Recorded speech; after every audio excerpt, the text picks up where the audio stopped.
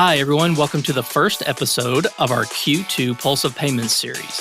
As a reminder, the Pulse of Payments is a quarterly series we do focusing on the latest trends in the payments industry. Today's guest is Brent Rose, the Chief Revenue Officer of Beyond.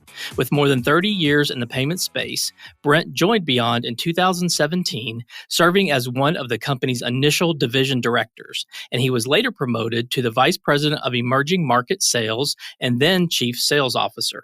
In his new role as the Chief Revenue Officer, he oversees the company's product development and marketing strategy of one of the largest W-2 sales organizations in America. Under his leadership, Beyond outperformed the U.S. SMB acquiring market in year-over-year growth by 40%, received a Net Promoter Score 40 points higher than industry averages, and achieved record sales despite the global pandemic.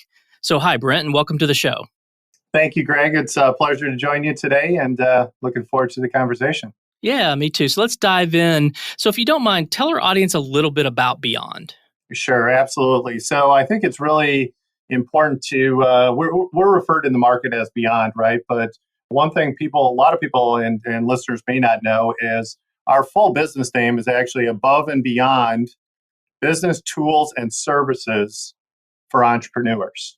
That's a focus on how we've built our company from the ground up when we opened the doors, back in May 2017.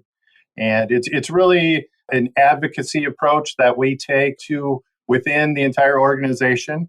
Those advocates really have three characteristics, right? It's our business advocates, it's our W-2 sales people working in their community, really advocating not only from the card processing business, but all the other solutions that we bring value to their business and help them succeed, right? And then on the other side of it, kind of the second pillar, if you will, is our sales advocates. And our sales advocates are really our sales enablement team that works with our sellers to bring them up to speed with the new product launches we have and just kind of the synergies that we have within the organization so that we have consistent alignment. And probably the third pillar and probably the most important is what I refer to as our service advocates. So, Greg, we don't have the traditional call center, which most of our competitors do in the marketplace.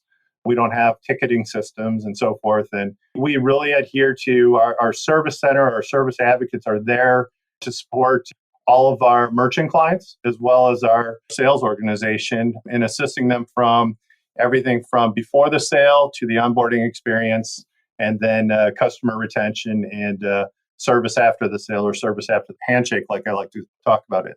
And one of the things that's really interesting, I think, about the aspect that we bring to the market is we have two sets of promises, right? We've got 10 promises for our clients, our merchant clients, as well as our sales organization that we adhere to. And that really, resounds itself around our focus and how we go to market. And not only, again, from the initial sale, but how we follow up with them to bring additional value and then make sure that when we do quality assurance reviews with our clients, which is consistent and part of our sales process, introducing them to new advancements that we have from a product standpoint, and more importantly, really representing that we're adhering to one of my favorite promises that we have is protected pricing. We don't arbitrarily increase prices when our clients are processing up to their commitments. Okay. So let's dive into the questions. How are the small businesses in your portfolio bouncing back from the pandemic, or are they bouncing back yet? Really good question, Greg. I think when we look at, the diversity of our portfolio, right? We have a stronghold and a large focus in the restaurant and hospitality industry, which is, a good portion of our portfolio. They've struggled, right? It's been a challenge for them, struggling cash flows, trying to really stay relevant and keep their doors opening. And, we've done a lot of different things to help them continue to grow during the pandemic and then afterwards as well. I think if we look at certain other industry segments and, primarily we are a card present processor for the most part. And, giving them, our retail clients, as well as our restaurant and hospitality, the opportunity to succeed with some of the products that we've been nimble enough to develop in-house and drive some of that, brick and mortar business back to the buy ahead, pick up later, and so forth. But it's going to be a long road, I think, for some of the industries to bounce back. But if we're staying true and adhering to the promises that we bring to them, when they're struggling with cash flow situations, it's really important for them to look at a company like Beyond, where again we adhere to those promises of pricing. And unfortunately, it's inevitable where they're many times taken advantage of in difficult times with, again, some of our competitors putting them in difficult situations with arbitrary price increases. Sure, sure. So you mentioned restaurants specifically. So let's dive a little deeper there. What do you think the new post-COVID world looks like for a successful restaurant? Probably the one word that comes to mind, Greg, is simplicity. I think there's an opportunity for, restaurants have been put into a position where they have to really reevaluate what are my labor costs? What are my inventory costs? Planning for what their capacities are going to be, right? Table covers are significantly increased, based on restrictions that have been posed in different communities, and, really understanding their business better. Contactless payments and it's funny to think about QR codes and how they've become so relevant in the marketplace. Not only when you walk into a restaurant and you scan the QR code for the menu, or use that QR code to order ahead, or buy in advance, and so forth. Some of the old technology has really kind of proven that it's going to be beneficial for them to understand, how they can embrace that and really grow going forward. I think one of the challenges that restaurants are going to have going forward is looking at, what does delivery services look like? If they're utilizing a lot of the third-party delivery services, managing those kind of costs, which are 30-35%, and then building that back into how do we recover that, right? I think there's an opportunity where the restaurants will need to, just kind of reevaluate what their long-term plans are going to be. And I think a lot of them have really focused on survival in the short term, but the opportunity to look at what technology can they invest in, or what Beyond or someone can bring to them in the marketplace to understand how to manage their costs more so now than ever. We have, Beyond's developed our proprietary inventory and labor management platform, which has seen, an incredible uptick, just in interest with especially restaurant owners understanding how to manage those costs and maximize the profit margin opportunity going forward. Okay, well, let's talk about the service industry a little bit. What do you see as the hot trends or topics of interest in the service industry? So I think you can put this into a couple different industry buckets. Definitely, we're going to see significant growth in healthcare and healthcare service industry. If we look at some of the other service providers where we're looking at more of a contractor-based service, recurring billing, there's a couple different components there. And I think understanding, and let me just separate those two up, because I think those are the key drivers going forward. If I look at the healthcare industry, it's going to continue to grow substantially. But more importantly, how do we capture the entire revenue cycle of the business and help them in their process? So typically, healthcare had been in-person payments after co-pays and so forth.